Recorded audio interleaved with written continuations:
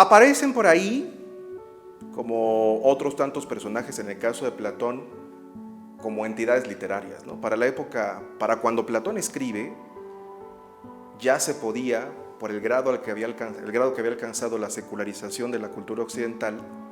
se podía dudar no tanto de los dioses, cuanto de la naturaleza sagrada que se había concedido a las historias, es decir, a los relatos tradicionales, es decir, a los mitos, según los cuales se controlaba ideológicamente a ciertas comunidades, a ciertas ciudades. Entonces, a Platón le queda claro que eso se puede hacer. Tan es así que su maestro dio la vida por eso. Si recordamos el juicio, que de hecho nos conserva Platón, como lo conserva también Jenofonte, a Sócrates, Anito, Melito y Licón, que son sus acusadores, a más de señalarlo como corruptor de la juventud, se lo señala como hereje, es decir, por haber dudado de la naturaleza sagrada de los relatos que tratan acerca de esas personalidades que conocemos nosotros como los dioses. Pero es algo que ya se había puesto en duda al menos 150 años del siglo esplendoroso de Atenas, en el que vive Platón y en el que vive Sócrates, pero en la parte oriental, en la Jonia griega, que es heredera del mundo aqueo, por ejemplo, con Hecateo de Mileto, que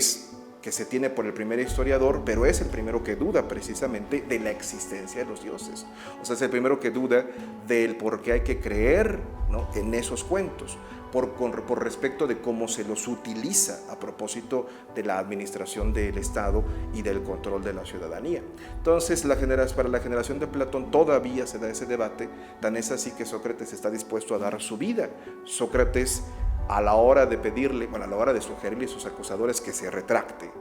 él decide que no, porque ha vivido según sus principios toda su vida y está dispuesto a morir por ellos, ¿no? Porque de no ser así, ¿qué ejemplo dejaría a aquellos que lo han seguido, entre los cuales se encuentra Platón? Entonces, por andar preguntando, primero, resulta incómodo el personaje, o sea, hace Sócrates, y segundo, por haber dudado de lo que la mayoría de las personas daba por hecho, es que finalmente lo ajusticia la democracia ateniense, en contra de la cual Platón estará el resto de su vida. De hecho, si uno lo ve de cerca, Platón tenía dos propósitos: el decir que era el bien y el señalar